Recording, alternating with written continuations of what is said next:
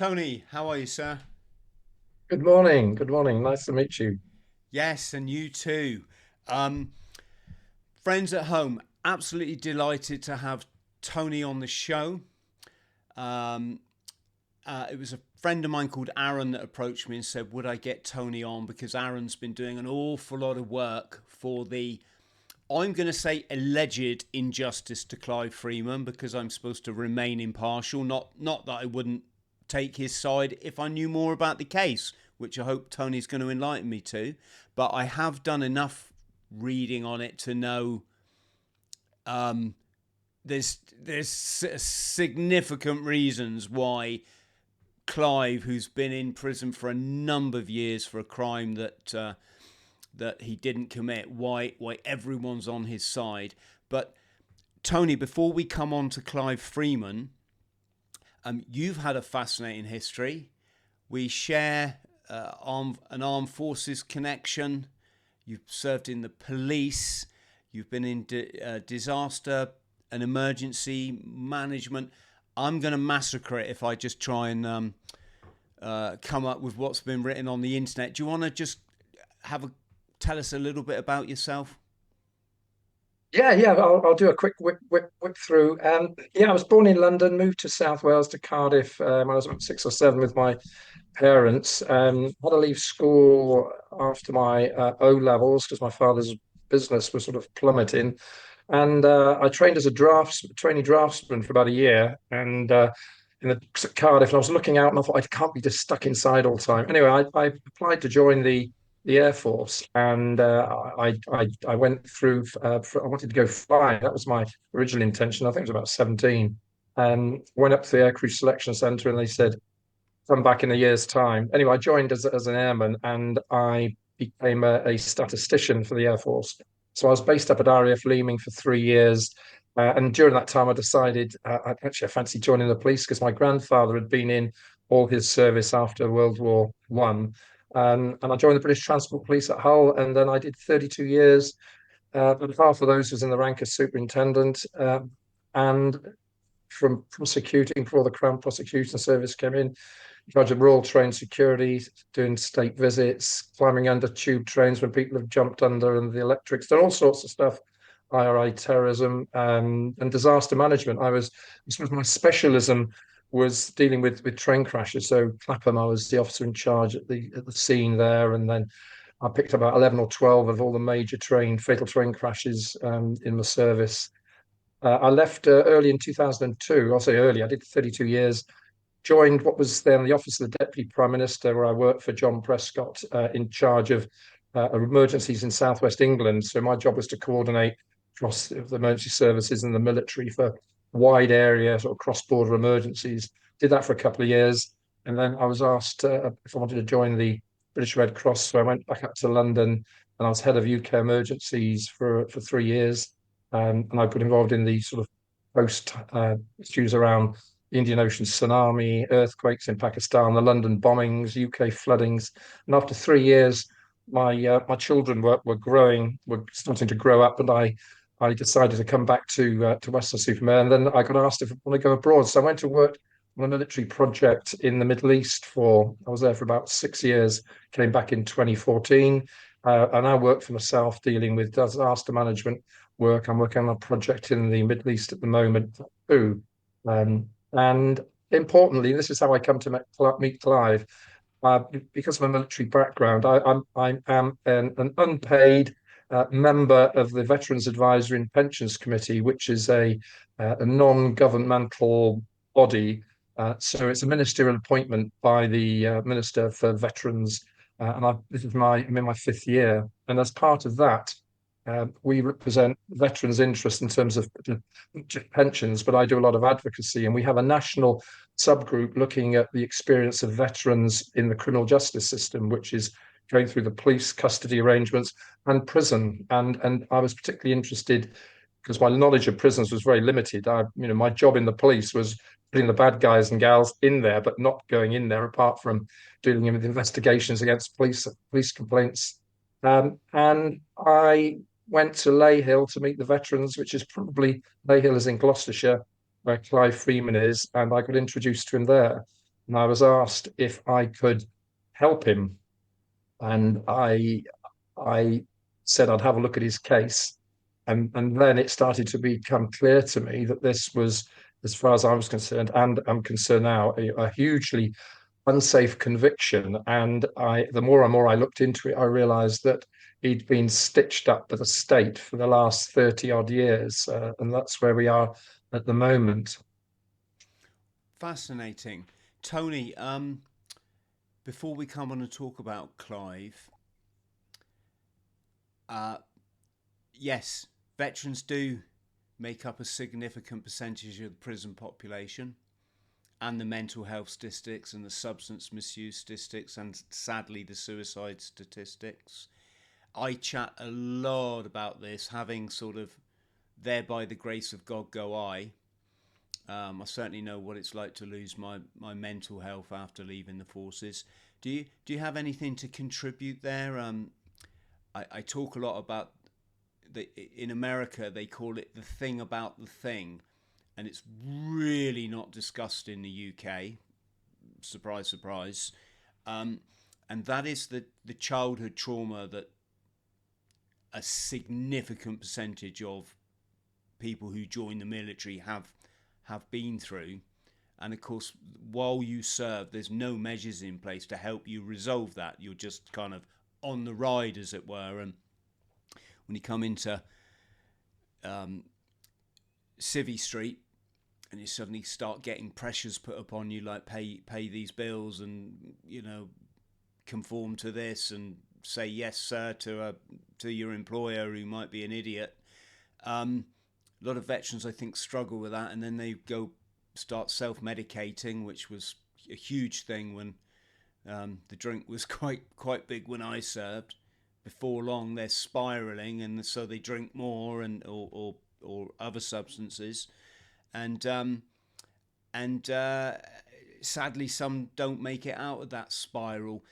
Is that anything you can relate to, or do you have anything to that you can add there? I mean, from my military, I was in just over 3 years service, but and I was in, I suppose, a fairly comfortable position where I was working. So the only operational activity I got involved in was deployed on flood relief duties down in Surrey, in the Surrey floods in '68. So I wasn't exposed to that sort of mental health challenge. It was a bit different when I joined the police, when I dealt with my first fatality, and lots of fatalities over the years. And you, or personally, build up this sort of your own mental resilience, which I was fortunately able to do. And I've dealt with hundreds of them during the police service.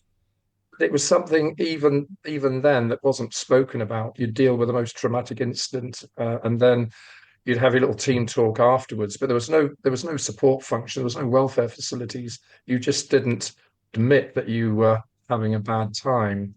And I recall one particular incident where I was a superintendent.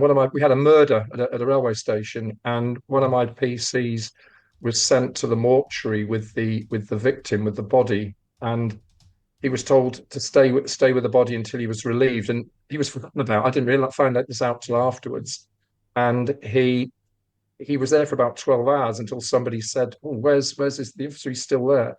Was relieved. Anyway, I spoke to him afterwards, and I said, "Look, we can't provide much help, but we were starting to get some welfare facilities externally. Do you want to go and speak to somebody? Do you want to?" And he said, "No, I'm fine. I'm fine. I'm fine." And about a year later, he was unwell, and I saw him again, and he said, "I wish I'd taken your advice." He said, "I've had flashbacks. I sat there for 12 hours watching this guy on the trolley bleeding, drip, drip, drip, drip, until there was no more blood dripping down." And he said, "I've been in a real mess since." So we did get him some help. And you can see some similarities between the police dealing with traumatic incidents, not just the police, but the emergency services generally, plus the military. Um, and I'm sure even now, talking to police officers that I know are still serving, it's people just won't want to admit that they're struggling, and it's a real issue. But there's a lot more external help than that's available than there is within something from within the police service now. It's still at the bottom of the manuals. Health, welfare, well-being is at the bottom of any manual. It's not introduced at the beginning. So changes are needed. I remember when my grandfather, who served in the Depression in the police in South Wales, I said to him after I dealt with my first fatality, I had to get a guy who'd been in the box out in Hull, out of the water. He'd been in about 3 weeks and he was badly decomposing. And I felt it was the first dead body I'd ever seen in my life. And I said, I was really proud of that. And I said, oh, it was awful. And he said, oh, I dealt with 13 suicides in 19, whatever it was, 26 in 6 weeks. You just need a man up. And I told my father, and he'd been in the Burma campaign. And I said to him, I dealt with this, and I told him what had happened. And he said, oh, when I was 21, we'd been surrounded by the Japanese, and on one Christmas Day, me and my mate, who was 21, the same age, we were given a flamethrower and told to destroy all this pile of Japanese bodies. He said, you just get used to it. So I didn't tell him anymore. I just got on with it. But it was like, well, that's what it is. But over time, and certainly with talking to people, these sort of post-incident huddles, how do you feel? And particularly when you have people with rank in there, you have to build up a lot of trust and confidence because people don't want to expose themselves. Well, I'd be the same. I didn't want to tell somebody this was a particularly difficult incident. They'll say, well, that's what your job is, picking up people. I was in the transport police, so we just get people splattered across 200 meters of railway track, and you go and pick all the bits up and put them in bags and carry them away. Well, it does have a bit of an impact. Personally, I found the most difficult thing not dealing with the physical side of it. It was going to tell the families of those concerned that what happened, and it's really, really difficult. Actually, there was no training given. They'd say go and deliver a death message, and you'd go, well, what do you say? How do you do it? There was no training. I'd say, well, you just gotta do it. Well, you knock on someone's door.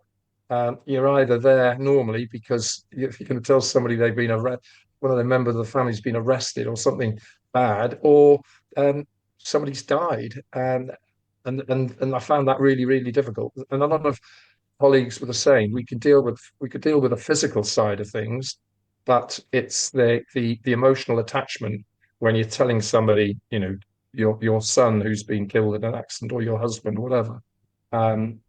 And I remember, every single incident I dealt with from back in 1971, I think was when I put this body out the docks. I can remember vividly all of those, and particularly when you've got these mass fatality incidents like train crashes. You don't forget those, but you just try and build up some sort of emotional resilience, I think, to try and deal with the next one, because there's always the next one, always the next one. Gosh, Tony, I can't help but feel that there's room for 10 podcasts in here, and I feel guilty that we're going to move on. Absolutely fascinating. What do you think is the biggest challenge facing disaster planning committees in this day and age?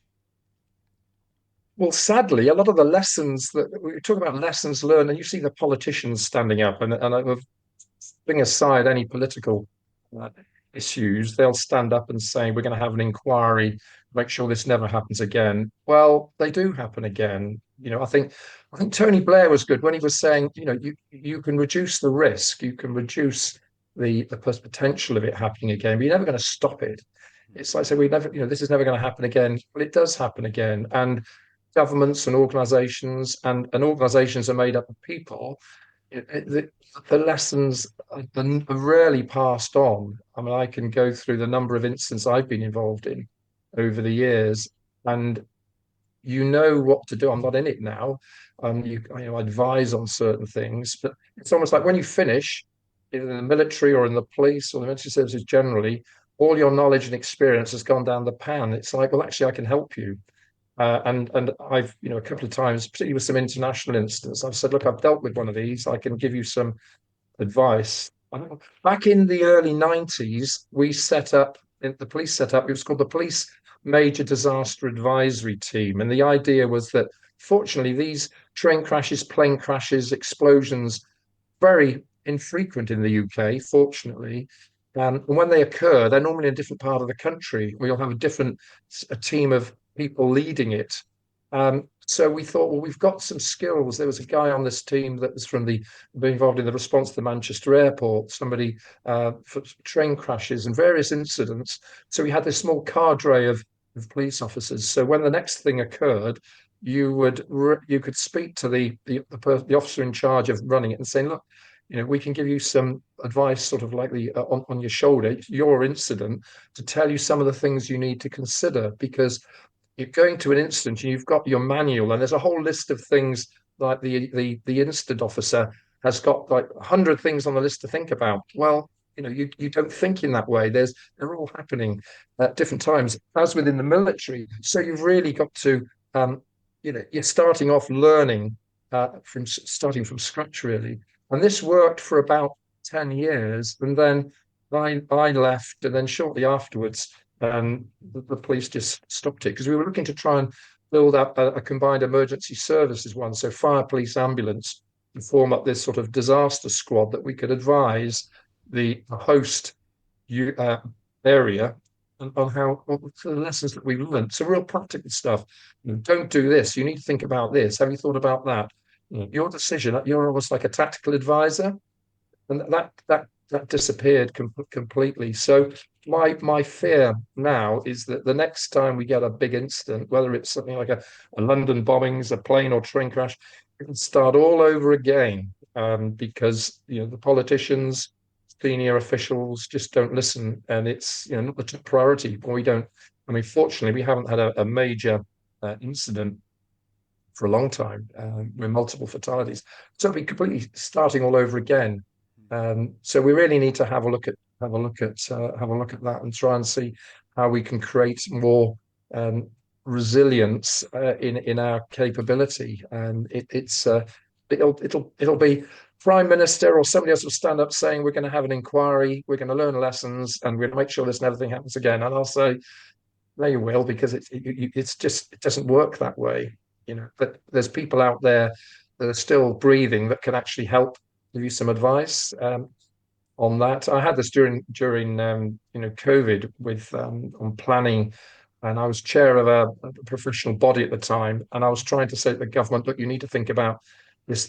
We've and 6 months later you get a reply. Nobody's interested, and sadly, I think we're in a similar situation now. People, they think they know best. I did this with the Grenfell inquiry, which I've submitted some evidence to the police investigation about how they plan and respond to an event like Grenfell, and there's an inquiry going on at the moment.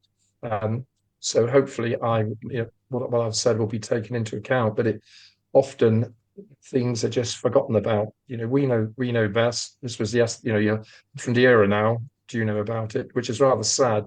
So we need to completely change the mindset and get some people at ministerial level who are actually interested in making improvements for the future. Do you think then, Tony, because one of my hobbies, I love the air crash investigation programs. I'm pilot myself, albeit a private pilot, so I've got a kind of a bit of a dog in the fight. But these investigations, they seem not only meticulous, sometimes they're bordering on miraculous, how they find how these planes have gone down, but especially when there's no evidence because it's gone down in the deep sea or something. But it does seem that the industry, which is obviously driven by shareholder profits, pays strict attention when the governing body says this needs to be fixed and this needs to be done throughout aviation. Do you think that there's a disparity there, that if it's for profit, that people seem to toe the line, but when it's governmental, or I don't know what you'd call that, not for profit, that there's a lot of sort of, it sounds like there's more ego involved. Am I sort of in the right ballpark? Well, Yes, I mean I mean I lived through the privatization of the rail industry, and now the government is going to be switching back. But at the time when it was British Rail, we were getting a lot of train crashes as a result of underinvestment, management failures, professional incompetence. And rail safety in particular, and aviation safety and marine safety is pretty good, but it doesn't mean it's not going to happen. I mean, in terms of the air accident investigation branch, rail accident investigation branch, marine accident, those three units are fantastic. I mean, there are a lot of, they have got people in the rail accident investigation branch. Have got former police officers that I worked with in there. They've got really good investigative skills, and the same across the piece. I think ours are world leading. I know you say, well, how do you compare? Our expertise is often put forward by our government to disasters around the world, and it may not be, on the front page, but they're behind the scenes helping, as with military operations, as you know only too well. So we've got excellent capability. These things do take time.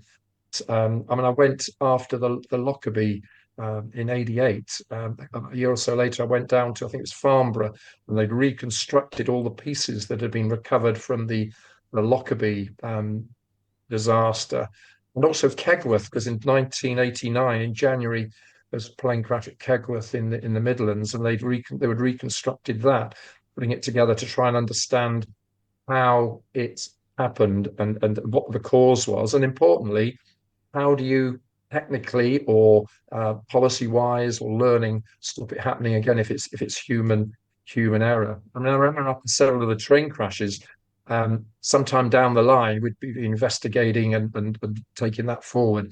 And then I'd speak to people from some of these research laboratories who wanted to know. We put together where people were sitting as far as we could establish where they'd been killed or injured. So the design of new trains takes account of, certainly in the UK, takes account of crashability or resistance to train crashes. So if you look at, for example, in the Clapham crash, where the carriage is just sort of really mangled. Some of the newer ones now, you can still be injured if you're thrown down the length of the train and die if you hit your head. But the survivability, like the motor industry, is hugely better now than it has been over the years. So these are things that go on in the background to say, so those are real lessons being learned. Well, how do we stop, this, are the tables the right size? Do people end up having certain injuries because of the collision the train has rolled or the glasses broken? Lots of these things, these safety features are developed as a result of the disasters. But what isn't developed very well is the skills of people and individuals. So the technical side improves, not the people skills. So people move on. Organizational memories are very, very short. And as I said before, once you've left, you've left. You're like yesterday's news. What do you know about it? Well, actually, we've been through it. We've had the lived experience. We can tell you how to deal with it from start to finish if you want to listen. Yes. On a side note, Tony, I did a charity run once from John O'Groats to Land's End, and as I was shuffling down the road, I saw a sign to Lockerbie, and just because of it being a part of my life through the news, I felt drawn to go there, and so I just made a diversion and trotted off. I came across this beautiful little village, wonderful, wonderful people, and as I sat in the pub that night, and they were all saying you can camp in the garden, you can put your tent in the town square. They were such nice people, and I was just looking at the bar staff thinking, my gosh, that night hell rained down on. I mean, how can you even quantify or put into words what actually happened to their village? An airliner came down on top of them, burning, setting fire to houses and obviously killing people. And Yes, I mean that was. I mean, if the plane hadn't been late leaving, um, it would have been it would have been in the ocean, and we'd probably never even recover it and find out what had actually happened. But yeah, it was my colleague who's no longer here, sadly, but he was the senior investigating officer with me. I was the scene commander at the Clapham crash in '88. His cousin, I think one of his nephews rather, was on the Lockerbie flight going back. He'd been visiting from the States, and he went down with it. So yeah, very very very very tragic. And as you say, all the emergency services and the media disappear, but the memories linger on. And the moment, if you walk down that street and you remember the where that the main part of the fuselage landed and gouged that huge sort of hole out of the ground, you can't help but fail to walk by and remember back if you were alive at the time. Um, and it's the same with train crashes. I mean, people. I'm still in contact with bereaved and survivors from certainly from the Paddington train crash, which I was heavily involved in 1999. And I go, when I'm going in and out of Paddington, I know exactly where I was. I know what happened there, and the people who were travelling, who survived. They always their mind goes straight back to that time. Tony, let's come on to Clive. So Clive, fellow veteran. So was it the Rhodesian army he served in? Was it not? Yeah, he was in a mounted surveillance unit called the Greys Scouts surveillance unit, and he was wounded. He was involved in conflict. He lost a number of colleagues there, and quite an illustrious in the Grey Scouts. Can you outline his case for us then, and highlight why you think there's a miscarriage of justice? Yes, it's the when I looked at I remember the case at the time because it was quite unusual. But the media, as reported in the media, and I've got all the cuttings from that now in part of my review. The prosecution said that Clive had come across from Zimbabwe, which it had gone through it had gone from Rhodesia into Zimbabwe. President Mugabe had taken over as president of the new country. And the allegation was that Clive had come to London. He'd taken out a policy of insurance for about £300,000 on his life and was looking for a body double to murder a man and claim on the insurance policy. And that was sort of the basis of it. And what he'd actually done, because of the political upheaval in his country, and he'd been a jockey, he'd been involved in the tobacco industry, because of the political turmoil that a lot of the white families were trying to leave and resettle, and he was trying to move his family from Zimbabwe to either the US or probably Australia. So he was on his route to Australia, and he had a family friend who had a flat in Rotherhithe in East London, and he'd been staying with them for a while. And he had a British passport, and he was trying to renew his passport. And I think there was some industrial action at the time which delayed him getting his new passport. So he got a job working as a security guard temporarily, but he'd been planning to go to Australia for some time. And there's letters to show you're talking to a guy who used to work for him, actually, who'd settled as a farmer in Australia. So he'd planned to go, and he'd left details of his forwarding address in this flat in Rotherhithe. He'd moved out on the night that he was planning to. He went into central London, stayed in a hotel. He was trying to see his daughter, one of his daughters who was about 2021, to say sort of farewell as he was going via the States to Australia. So this was a planned transition. He left the house, went into central London, had a few drinks, tried to get into a club which he wasn't allowed into because he'd had so much to drink, and he was advised to check into a hotel. He checked into a hotel in Earl's Court in London, in the centre, West Central, and got up the following morning, picked up his ticket to the airline, flew off to the States, and then from the States, after a couple of weeks, ended up in Australia. Now, in the meantime, unbeknown to Clive, there'd been a body. There was a fire in the flat there was a body found in the flat of a man who the police believed had been murdered, and that's there's quite a complicated history around this. But basically, they found the name of there was no suggestion at the time that the man that had been found in the flat in the fire had been murdered. So they took the body away. They got a pathologist in. They then found evidence that Clive had been staying there because he left his sort of forwarding details. So they traced him to Australia.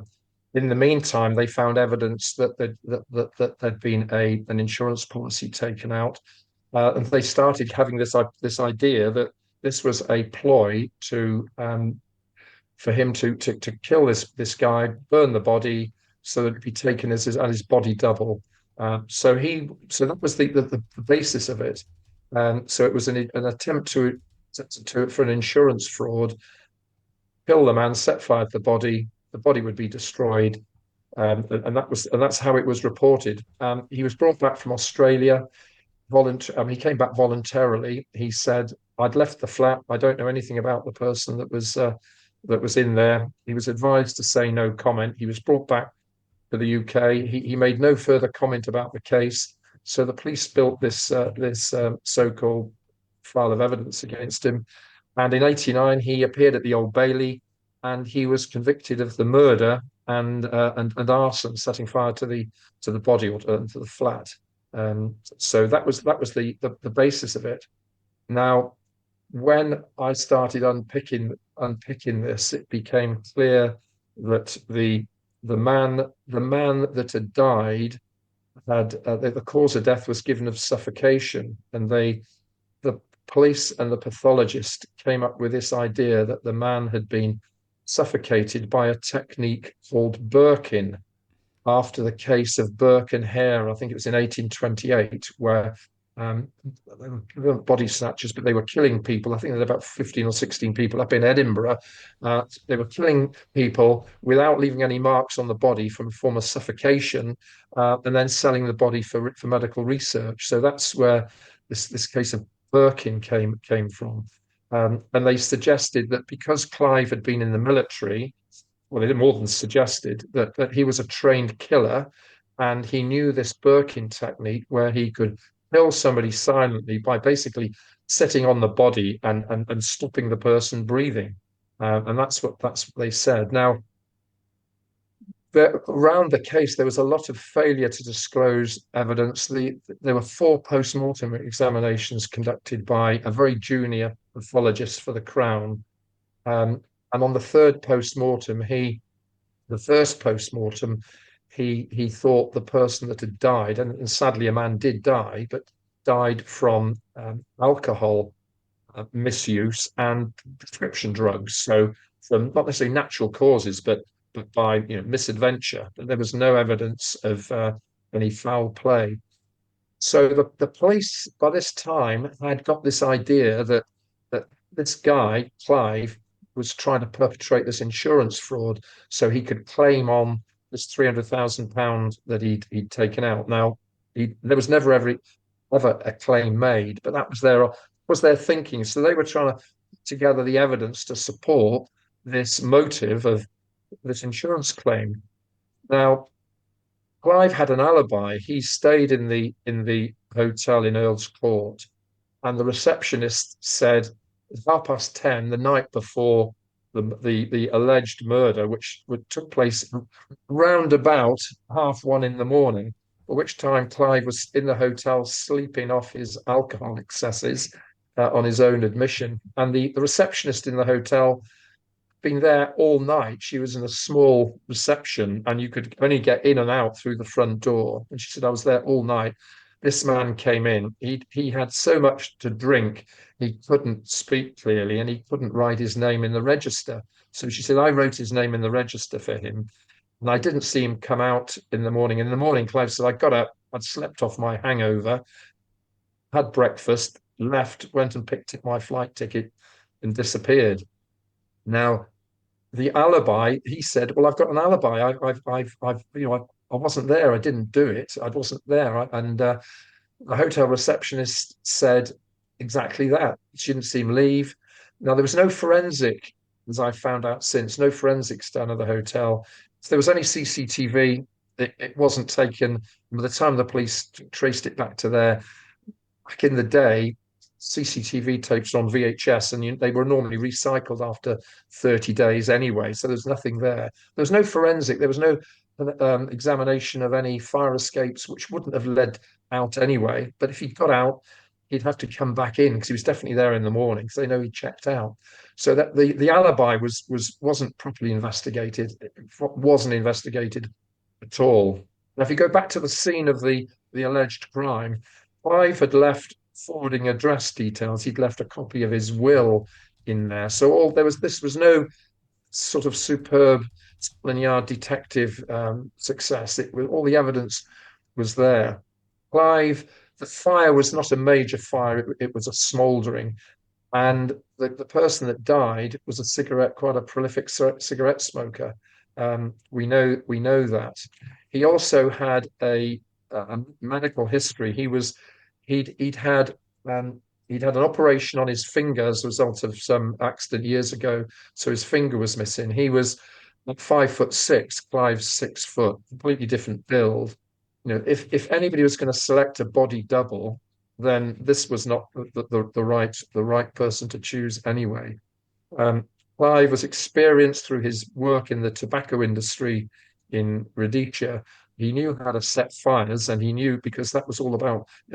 So he said, if I wanted to set a fire, all the evidence suggested there was no evidence of seat of fire. It looked as though the person was probably, and we don't know, trying to light a cigarette, fell asleep, and or collapsed, or whatever, and died. Now, unfortunately, the medical records of the individual were never ever found by the police nor the Criminal Cases Review Commission.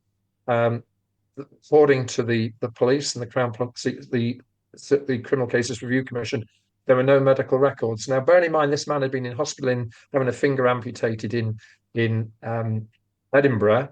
He had prescription drugs prescribed by a GP that was named. We've traced the name of the individual in East London. So he was on prescription drugs, and he was also on benefits. Now, all those things point to this man must have had some record. He was also an ex-military person. The man that died had served national service, and hey ho, there's no medical records of this man existing, which is rather strange.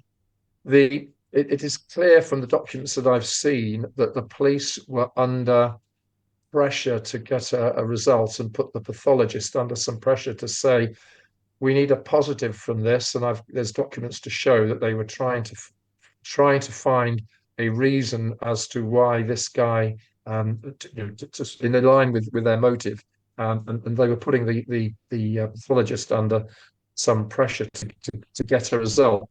On the third post-mortem, the pathologist found some alleged bruising in the deep tissues. And that's when he came up with this theory that Clive had sat on this guy and basically hands over the mouth and suffocated him. Now, as I say, I can see how they came to trying to support their hypothesis that this was an attempt to defraud the insurance company. When you look at the insurance company issue, Clive had an insurance policy with, I think it was Legal and General, for about 20 odd years or so. It was a long time he'd had this insurance policy. Because of the political upheaval in Zimbabwe, or Rhodesia and then Zimbabwe, the value of the payment was worth absolutely zero. So one of the things he was going to do, because with his work traveling around quite a bit, he said to his wife, I need to get this policy upgraded to pay out in pounds or in dollars, but not in Rhodesian Zimbabwe money, because it was virtually worthless. In fact, I think a couple of years after, they brought out the $3 trillion note or something, which is worth about a packet of fags. So this was never properly examined. So you had the police saying insurance fraud. This was his motive, and he wanted cash in on this. So, and that's where we are at the moment. So, but Clive got convicted. He didn't give evidence at trial, so you had a, a jury hearing purely all the prosecution evidence, and Clive not saying a word in his defence. The only defence witness was the woman who said he checked into the hotel and he left. Um, there was also a witness who said they knew Clive lived in the flats in Rotherhithe or been staying there. And on the night of the fire and the alleged murder, he heard some bumping and banging, looked out the window and saw who he thought was Clive leaving the premise. So the prosecution case relied on what I call three pillars. One, the motive, the insurance claim. Who this single eyewitness that said it saw him leaving the scene around about the time that the fire started. And the third one was the pathological evidence to say this man was killed by. So those are three pillars. Now, about 7 years later, the witness withdrew his statement and said, I've seen the man, I subsequently saw a man that I thought was Clive. It wasn't Clive leaving at all. So that was one of the pillars demolished. Now, the CCRC didn't do anything about that. They said, well, his evidence isn't credible. So that's a real big issue. So one of the pillars knocked down. He did nothing about inquiring about the witness removing, and he wrote in his letter, a copy of the letter saying, I want to make a new statement. I didn't see him leave the building. The also found some years later was a security man, a bouncer, the security guy at the nightclub that Clive went into. The friends of Clive traced him into South Africa. So a statement, an affidavit made by him to say, on the night of this particular incident, Clive came in. He wanted to look for his daughter in the nightclub. He was too drunk. We wouldn't allow him in. So he said, I turned him away and said, go and sleep it off in the hotel opposite. Now, the other thing in relation to the alibi, Clive, to get from this hotel from Earl's Court, East London, commit a murder, set fire to the place and come back. You need some transport. You aren't going to walk it. The tubes were out. Now, there was no evidence produced to show that they'd found anybody that had taken Clive, who was quite distinctive. He had a South African accent. He had a bushy blonde hair. Any minicab driver or taxi driver would have remembered this particular incident, but there was no evidence forward at all. The reason Clive didn't give evidence was because of his military background in Rhodesia and issues which he didn't want to produce at the trial. He didn't want to give evidence because he feared that his family would be at severe danger back. So he said nothing, and he relied. He said, "I've never been in any trouble in the UK. I'm putting my faith in the British justice system." Well, sadly, 36 Christmases later, he's still in prison. How come he's been in prison so long, Tony, where even if he was guilty of this crime, he might have served, well, sometimes it's as little as six years, is it not? Well, this is there are two miscarriages of justice going on here. The one is the conviction. The second one is that he was convicted, and there's lots of flaws in that. And the Criminal Cases Review Commission are looking at that. So I'm representing him in his current application for this case to be referred to the Court of Appeal. So that's going on now. The second miscarriage of justice is the fact that because he wasn't given a whole life sentence. He was given a mandatory life sentence, and the judge set an initial tariff of 13 years, which is fairly standard. The judge will say how long they should stay in prison before they're considered for parole. Now, that was increased by the Home Secretary to 15 years, which meant that in early 2000, so over 20 years ago, he was eligible for parole. Sadly for Clive, he said, I'm not going to leave prison until I'm exonerated. From the moment he was arrested till now, and I was with him in prison a couple of days ago seeing him, he says, I didn't do it. I'm not admitting to anything that I didn't do. He made a pledge with his wife, who died in 1999, that he would only leave prison when he was exonerated. And I'm representing him in his fifth application. Now, and I've got all the documentation. He won't apply for parole, and I'm in correspondence with this one and the previous Secretary of State for Justice and the parole board, saying this man was eligible over 20 years ago for parole. Why is he still in prison? Now I've got his dossier here, about 200 or 300 pages of his parole board dossier. I've got a copy of it in my office, and the only reason he hasn't been he won't they will not let him out because he still poses in their mind a risk to the public. And I said, well, why? So I wrote to the Secretary of State, the previous one under the previous Conservative administration, and I get all the usual official back. Well, he hasn't. There's no reason if you're protesting innocence that you shouldn't be released. It's not a bar to release protesting innocence.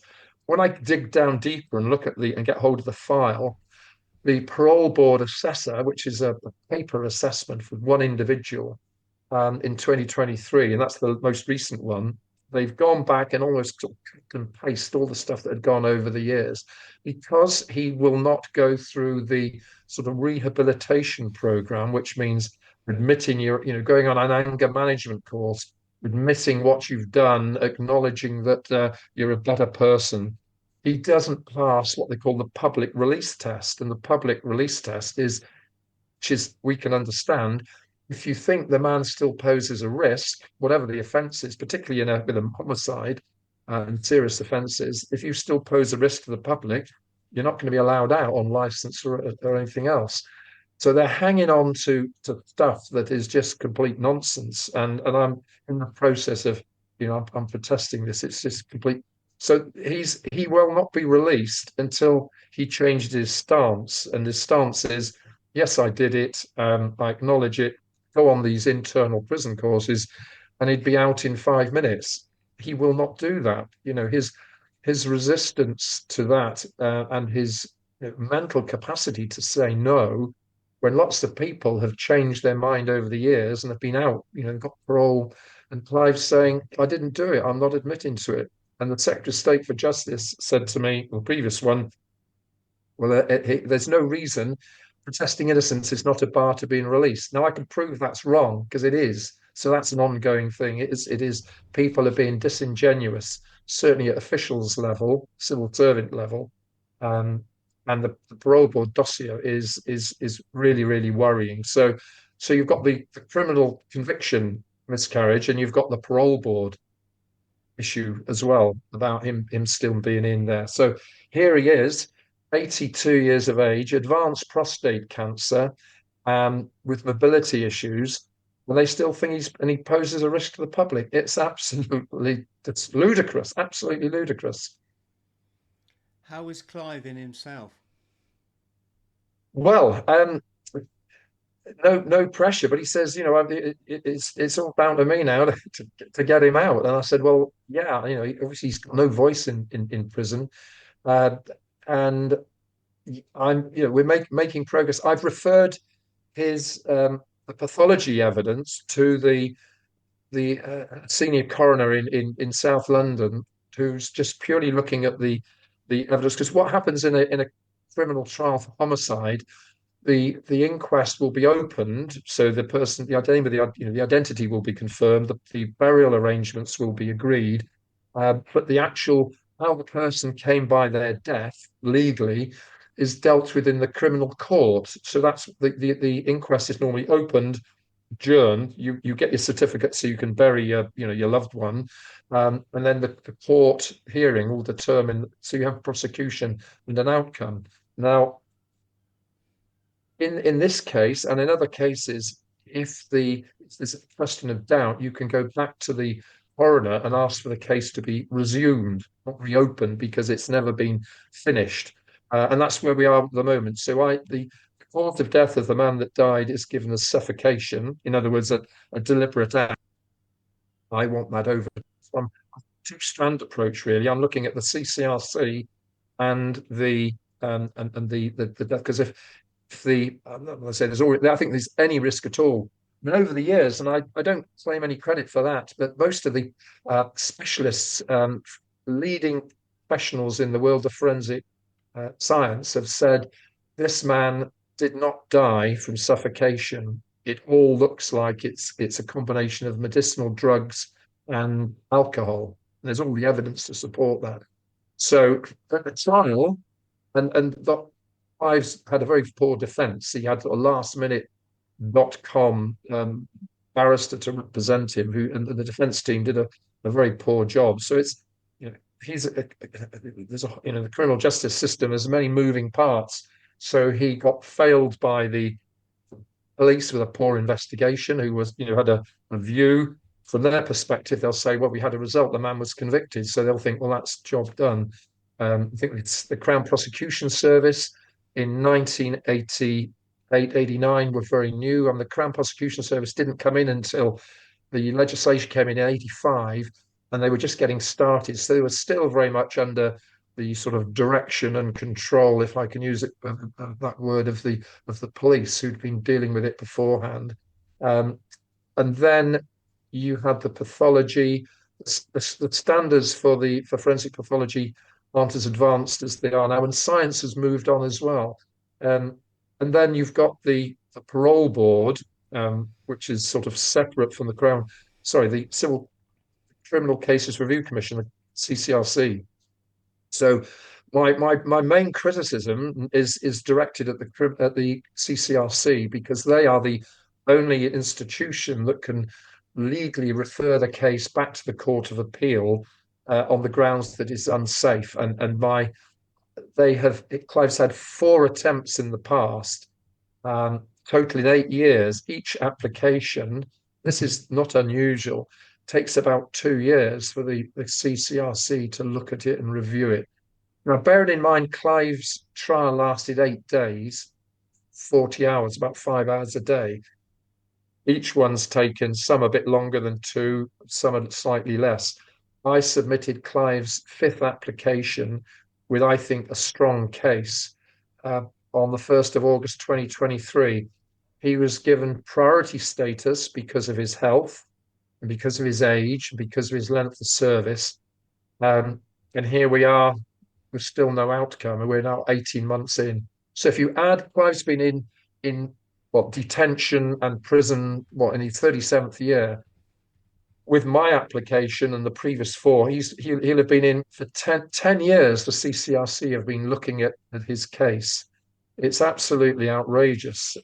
We've seen some of the poor judgment and poor working by the CCRC over the years. The most recent notorious one was the Andrew Malkinson case, who was should have been freed years ago when he was convicted wrongly of rape. Now, worryingly, after that conviction was overturned, there was an inquiry going on into the case. I wrote to the Justice Secretary and said, I'd like Clive Freeman's case included. He's still inside, Andrew Malkinson is outside, but there are a lot of similarities as to how the CCRC dealt with Clive's case that are virtually, we talked about lessons not being learned earlier. There was also an internal review conducted by a King's Counsel, KC Chris Henley, who produced a very damning report in how the CCRC deal with investigating alleged cases of miscarriage of justice. And he made a number of recommendations, and they clearly haven't acted on them, because I'm in the process today of writing to the Justice Committee, which is an all-party parliamentary group. They have summoned the leaders of the CCRC on the 1st of April to ask them questions about how they manage investigations into miscarriages of justice. So I've got the evidence in Clive's case to say, this is my personal experience, and this is Clive's experience over the years. But the errors and the problems that the Chris Henley report identified back it was early at the back end of last year when he had the report, are being reviewed now. So no lessons are being learned. So I've got permission this week to submit evidence to them. So that's another strand. And this doesn't just apply to Clive. This applies to all people who think they are victim of a miscarriage of justice. So there's a number of things going on in simultaneously. But what I really want is Clive's case to come back with a referral to the Court of Appeal. Then there's another problem going back to the parole board. If the CCRC say we think there are grounds to refer, and there's probably half a dozen grounds that I've identified that merit this case going back to the Court of Appeal on the grounds that they say it's an unsafe conviction, and it clearly is, in my view, because parole boards say this man still poses a risk to the public based on data from 40 years ago, which is flawed anyway. They won't release him on bail whilst his case is being considered. So that's why I need to sort out the parole board to make sure that their files are accurate, so that if he does get a referral, he can be released on bail pending his Court of Appeal hearing. And because of the backlog, bearing in mind Clive's not well at all, he may not even survive that length of time. So it's to put it politely, it's a real mess in terms of Clive, and Clive won't be the only one either. Do you think it's a case at all, Tony, where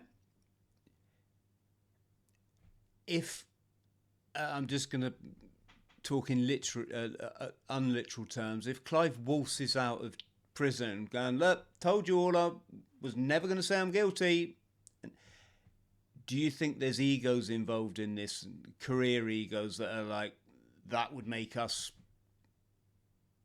the people that originally convicted him, I mean the police and the court, oh yes, law yeah, courts? yeah.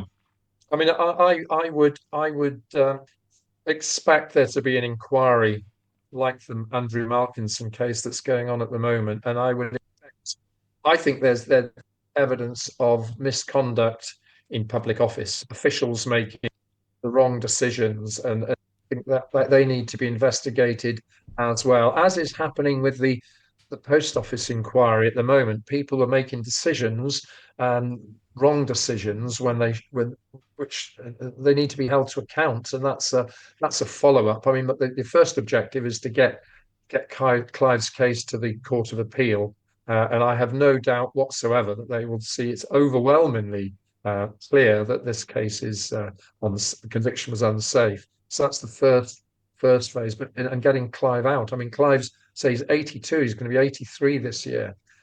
He's quite buoyant at the moment because he thinks I'm gonna save him. And I'm saying, Clive, look, I'm doing the best. I think you've got a really, really strong case, but that's the only mechanism is to convince these people at the Criminal Cases Review Commission that his case is unsafe. And I did a presentation to them. I've given them all the evidence. They're very slow moving. I don't think they understand forensics and crime scene investigation, which has been picked up by the Andrew Malkinson inquiry. So it's trying to help them, but they don't want to collaborate. One of the recommendations that Chris Henley did following the Malkinson review that he did is that there should be more collaboration with representatives of those applying for their cases to be reviewed, and the CCRC. So you work, they're the decision makers, but you can actually help them by working together. And I got a letter back saying, well, we had a meeting with you. And I said, that's not collaboration. That's a meeting where I presented the facts. You've got all the documentation. This is about talking and understanding, what areas you're looking at and how we can help you. They've got a long, long way to go. I personally think that the CCRC, as it currently is going to be it needs to be completely reconstructed and a different structure put in place with the right people that are properly trained to know how to investigate and know what a miscarriage of justice actually looks like. That's been one of the problems, because as I found going into prison, unless you've got money to pay for a lawyer, if you're relying on legal aid, you get minimum attention by solicitors on legal aid. You get the office juniors, not that there's anything being a junior member, but Clive experienced all that, and others as well. You get very little attention. Fortunately, I've been able to spend a lot of time on this, but if I was a practicing lawyer, I wouldn't have. I mean, I'd work anyway, but this is just costing my time and effort, which I'm pleased to put in. But if you're going through solicitors that have been paid or claiming legal aid, they're not going to be able to create the amount of space and time that it deserves. I'm doing something every day on Clive. Going back, I submitted the application in 2023, August 23. I'd spent a few months beforehand familiarizing myself with the documentation and understanding with it, and being convinced myself that I'd got I believed what I was being presented with was a miscarriage of justice. Because if you don't believe in it, there's no point in going through the motions. So every day I'm doing something on it. I see Clive a couple of times a month. He phones me a couple of times a week, and there's always something on the Clive. Solicitors are not going to have that time and will not spend that time on it. So, I'm optimistic, but I'm prepared, to go into battle again if this thing doesn't go the way it should. Tony, I meant to say I've got another screen up over here, and I'm just showing up pictures as we're talking. I'm not being rude by by looking across all the time. And I was just showing. Is it Sir Terry Waite now, or So Terry Waite, yes, yeah? yes, So yes. Terry Waite famously imprisoned himself, or certainly held hostage. This case has attracted a lot of attention. Yes, so Terry Waite is a supporter.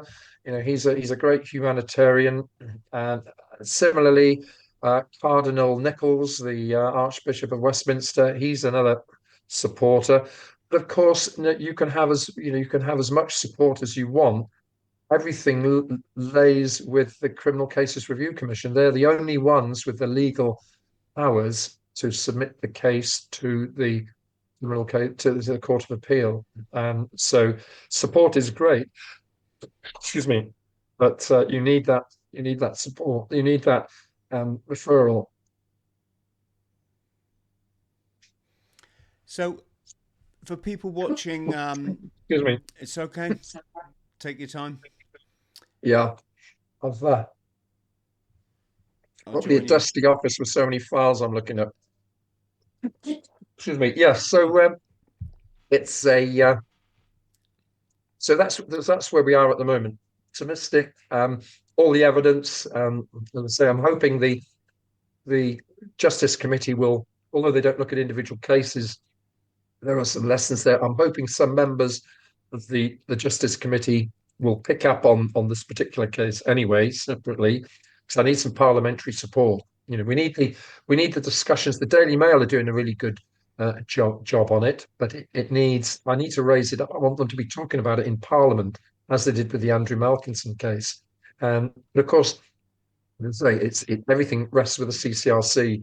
If the CCRC performing well, then there's a question mark about their decision making. Yes. Excuse me. I was just flashing up a picture of a fellow podcaster of mine, friend of mine, Richard Vobes. And are you okay? Yeah. Sorry, something tickled my throat. But yeah. We don't want you going before Clive, Tony. Expiring. But yeah, so I'm optimistic. It's and Clive is optimistic, and let's hope we get the right outcome here. But it is, as I say, going back to some of the other veterans that I'm dealing with, looking at some of their cases, some of them there's some evidence that perhaps their convictions are unsafe. But again, I look at it from my sort of police background to say, I'll tell them, I don't think you've got any grounds here at all. And some, of course, will say, yes, I did it. I'm going to serve my sentence. I'm going to get out when my release date comes.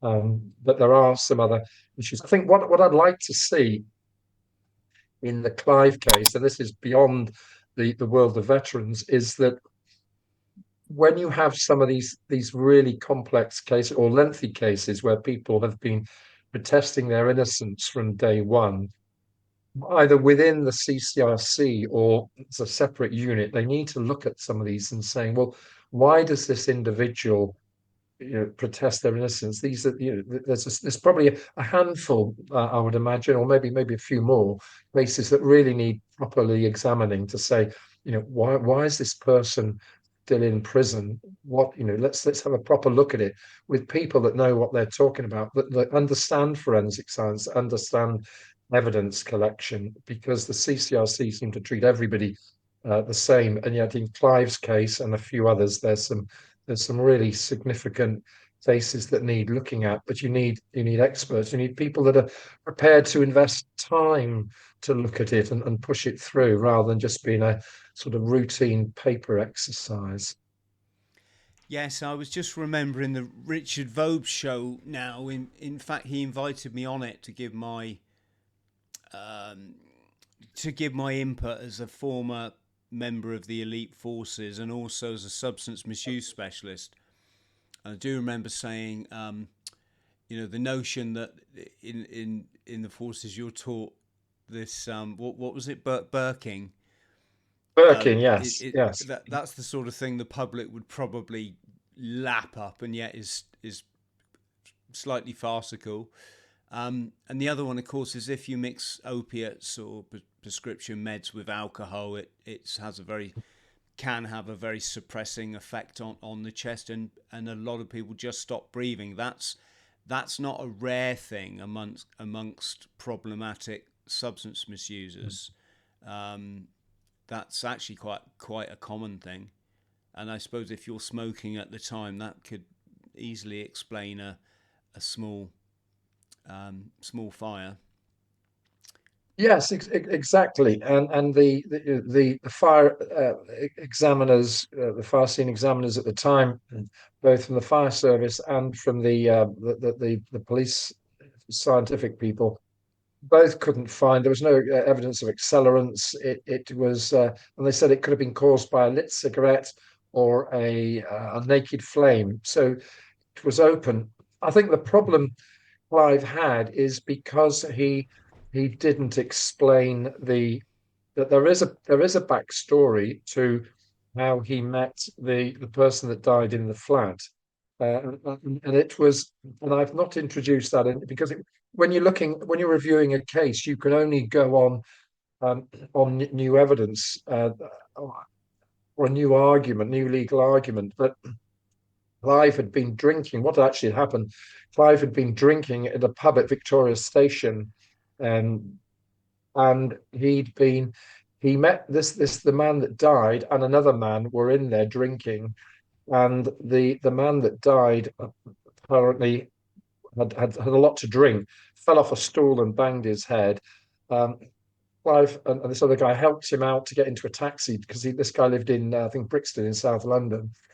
A couple of taxi drivers refused to take him because of his drunken condition. So Clive said, "Well, I'll take him back to my place." He said, this is what we do in Rhodesia. We'd help people out. We wouldn't just leave him on the street." And so they took him back and got him into the flat. And I think the guy had recovered a bit, so they had a few more drinks there. Clive had some whiskey that he was quite fond of.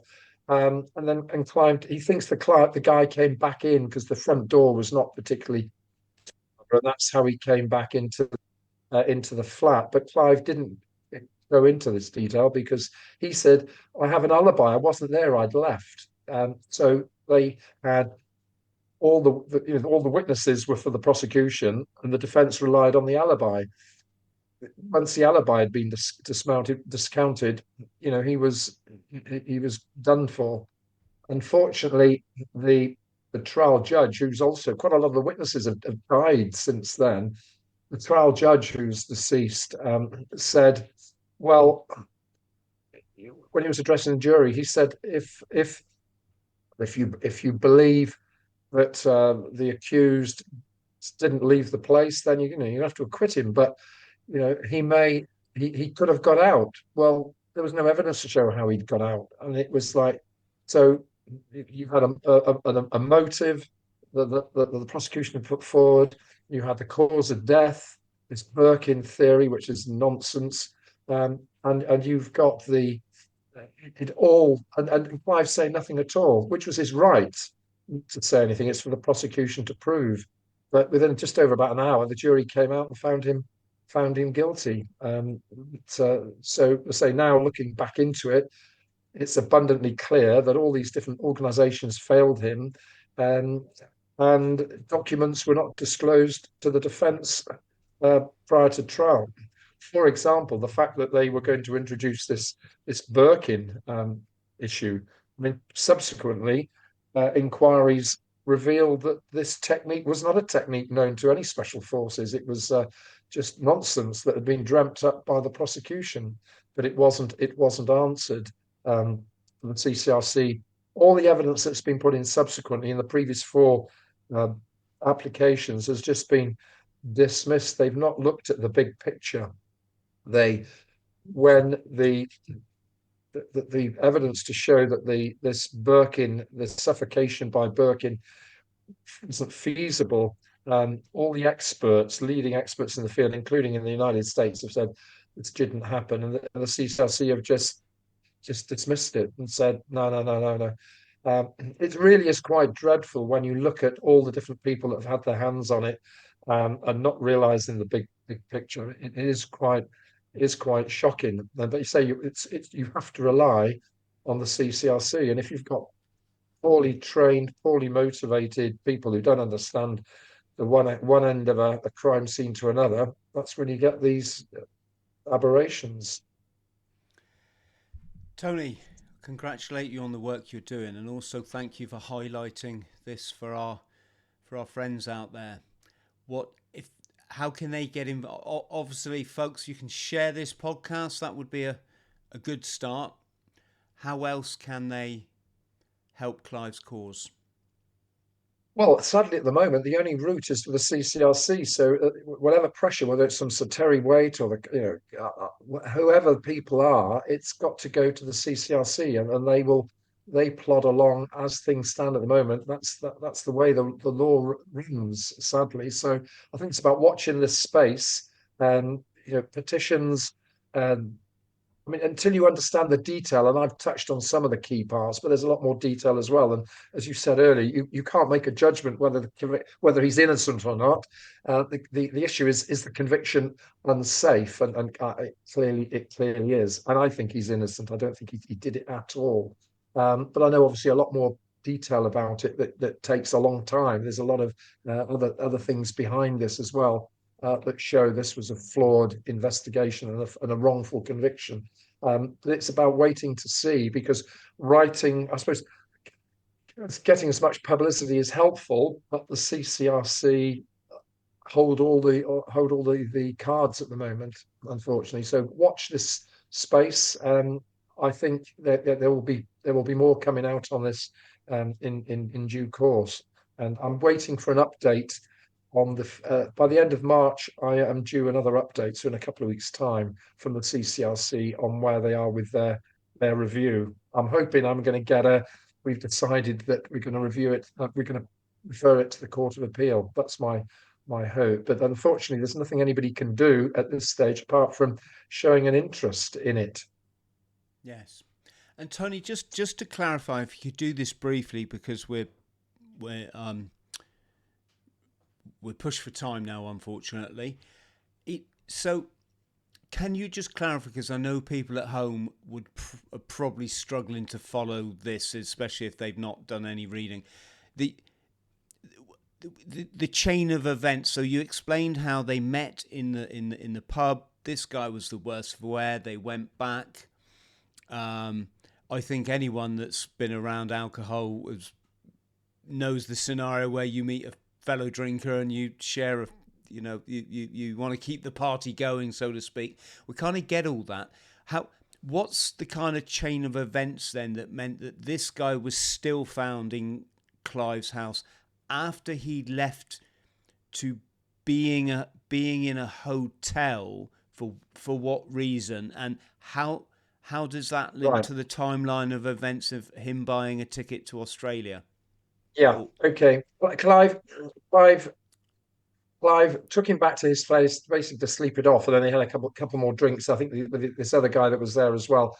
Clive then, that was the night that Clive was leaving. He'd already planned to leave, and he was going to say cheerio to his daughter, who was who he thought was in the Earl's Court area. So he'd been to some of the pubs and clubs that were frequented by those from Rhodesia and Zimbabwe, where she thought and South Africa, where he thought he might find her. But he was going to stay over, and the next day he was going to go around to pick up his flight ticket from the local travel agent, which was in the Earl's Court area. So that was his plan. Before he left, the man had gone, had left the facility, and then but he'd come back in. But Clive said there was the door was not particularly, I think it was some Yale that was a bit loose, so someone could push it and enter in. But when Clive left, the man had already gone. Then Clive went into town, and then the man must have somehow come back into the flat. So that's that's the timeline. So he went back, slept it off. Clive left, went into town, was going to say his daughter, say his farewells, and then the next day pick up his ticket and head off to Heathrow. So he hadn't bought the ticket yet. I guess that's No. He'd been looking for a decent price for the ticket, and he bought it the following morning. So when you can see from the prosecution's point of view, this was the man. He'd lured him in, he'd killed him, and then he went and got the ticket and flew out of the country. You can see how it looks suspicious, which I thought so at the beginning, and I thought, but when you start lifting the lid on it and having a look at it, and that the prosecution case was, yes, he'd taken out a new policy of insurance, when in fact it was updating an old one for the reasons I mentioned earlier about the value if he needed to cash it in. He was staying there. His plan was, and I've got correspondence with a guy in Australia where he ended up and where he was arrested in a farm, that was explaining about what life was like in Australia and how his family would like to see. So all this background information was there. I don't think that was properly exploited at the court hearing. So there was now looking at it, that's when I say the defence didn't do a particularly good job. They relied purely on this alibi. That's how the chap got back there. According to Clive, he took him back. He then left, and the guy left, and then Clive left. Somehow the man got back into the flat. Clive said the door wasn't that secure. He'd already left and he'd been drinking, was in the town. And when he put all the pieces together, and as presented by the prosecution, it was clearly quite a powerful case that convinced the jury that this is what actually happened. Clive wanted to take out this policy of insurance, but it was grading an existing one, and it was the alibi. So to say, he relied purely on an alibi.